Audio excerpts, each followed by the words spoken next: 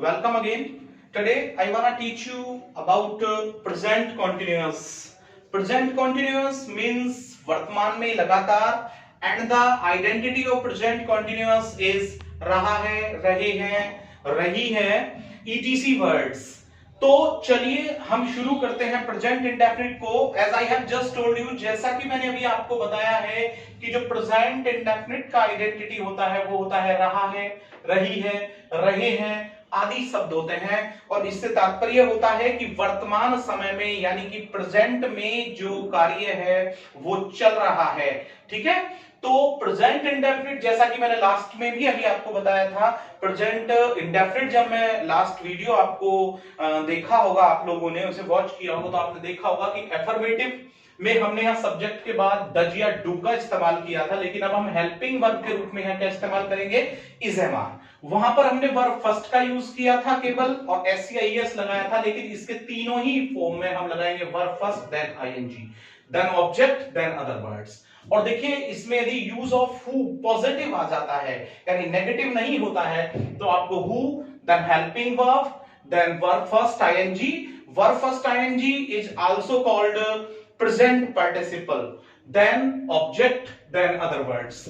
अब हम नेगेटिव की बात करते हैं तो नेगेटिव में subject then helping verb then not then verb first with ING form object then other words.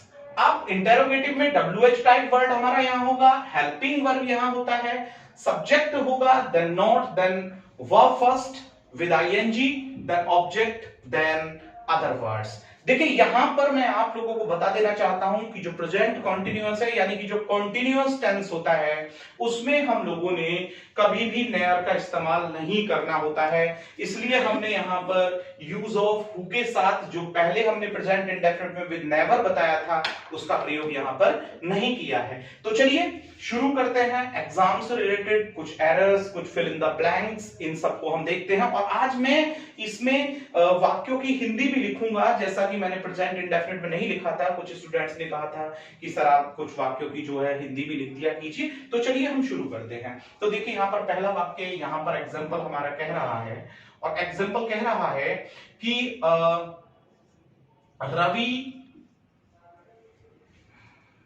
अपने मित्र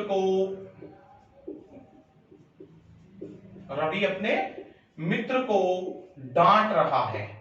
देखिए जरा ध्यान दीजिएगा, डांट रहा है. अभी हमने लिखा रवि अपने मित्र को डांट रहा है, तो सबसे पहले हमें यह देखना होगा कि रवि अपने मित्र को डांट रहा है यानी कि कार्य जारी है, और कार्य जारी है और वो भी प्रेजेंट में जारी है, तो ये प्रेजेंट कॉन्टिन्यूअस है.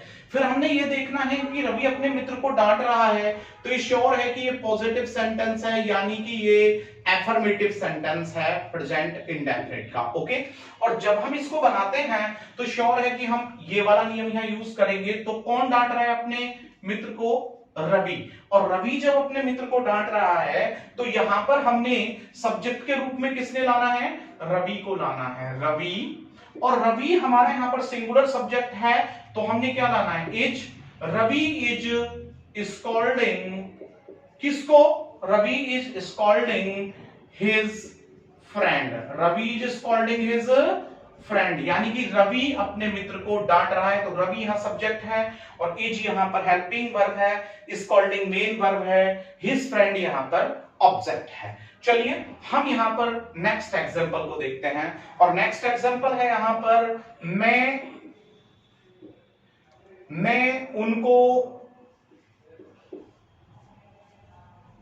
उनको पुकार रहा हूं. मैं उनको पुकार रहा हूं, तो यानी कि मैं उनको पुकार रहा हूं, मैं उनको बुला रहा हूं, तो हम इसे कैसे करेंगे, आई के साथ एम लगेगा, आई एम कॉलिंग. और क्या कर रहा हूं मैं उनको, देम कर रहा हूं, तो आई एम कॉलिंग देम. मैं उनको कॉल कर रहा हूं तो I am calling them. Next number देख लेते हैं. क्या वे मुझे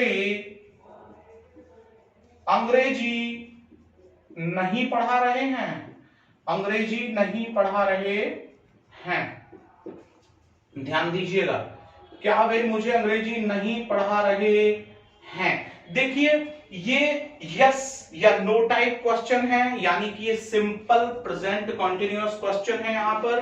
तो जब हम इसे देखें, क्या वे मुझे अंग्रेजी नहीं पढ़ा रहे हैं, तो श्योर है इसमें WH वर्ड नहीं है, तो क्या से शुरू होना चाहिए, हेल्पिंग वर्ब से। और क्या वे मुझे नहीं पढ़ा रहे हैं, तो श्योर है कि यहां पर वे सब्जेक्ट प्लूरल है, तो हमें क्या लाना होगा, are, then subject, then not, then main verb. Are they not teaching me English, are they not teaching me English. देखिए यदि हम इसका ऑब्जेक्ट चेंज करते हैं, तो चेंजिंग ऑफ ऑब्जेक्ट्स मैंने आपको बताया था, चेंजिंग ऑफ ऑब्जेक्ट्स में मैंने आपको बताया था कि यदि हम इनडायरेक्ट ऑब्जेक्ट को बाद में लाते हैं और डायरेक्ट ऑब्जेक्ट को पहले लाते हैं, तो श्योर है कि हमें वहां पर क्या करना होता है, टू या फॉर का प्रयोग करना होता है।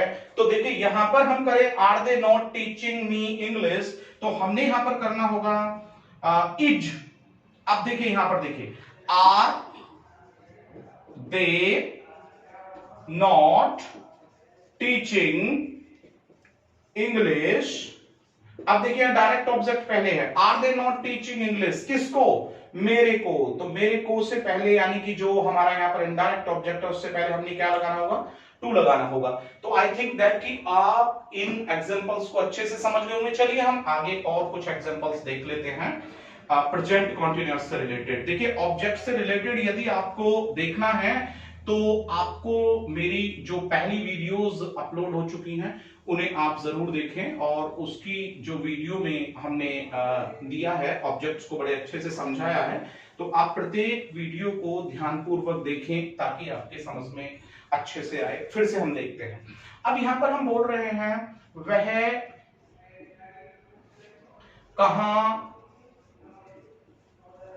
जा रहा है, वह कहां जा रहा है। तो जरा देखिए, वह कहां जा रहा है, तो WH टाइप वर्ड है इसमें, कहां, तो वह कहां जा रहा है, तो WH टाइप वर्ड यहां सबसे पहले आएगा वेयर।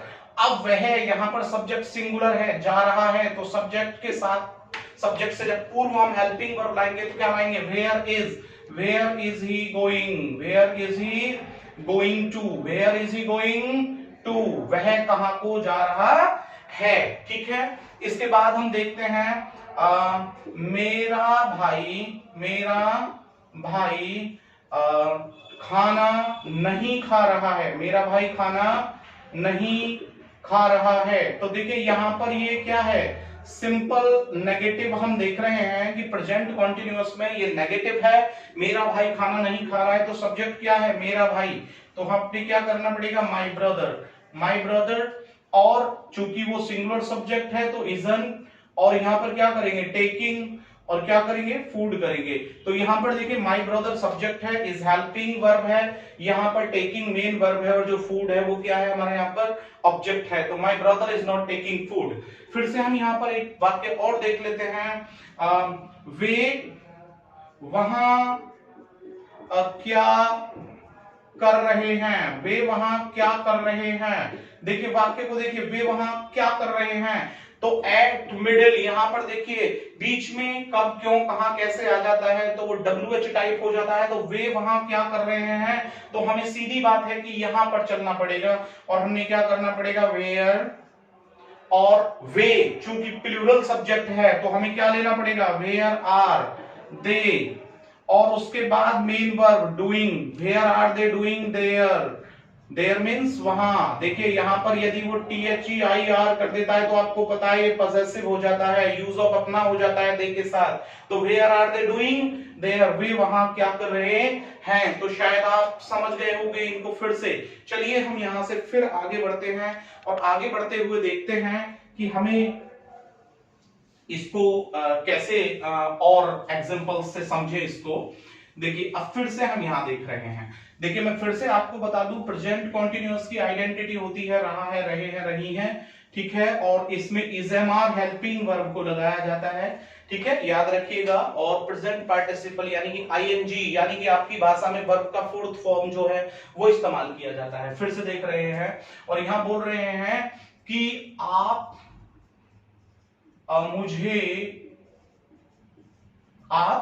मुझे क्या दे रहे हैं, आप मुझे क्या दे रहे हैं।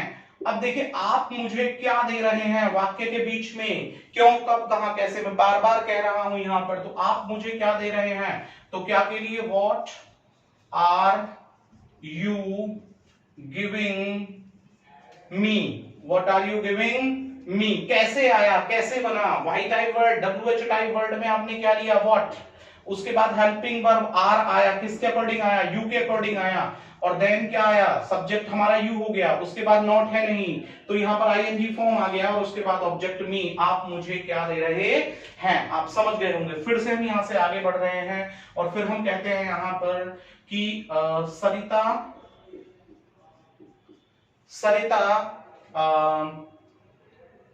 एक घड़ी खरीद रही है, सरिता एक घड़ी खरीद रही है। अब हम इसको ऐसे भी बोल सकते हैं कि सरिता घड़ी खरीद रही है।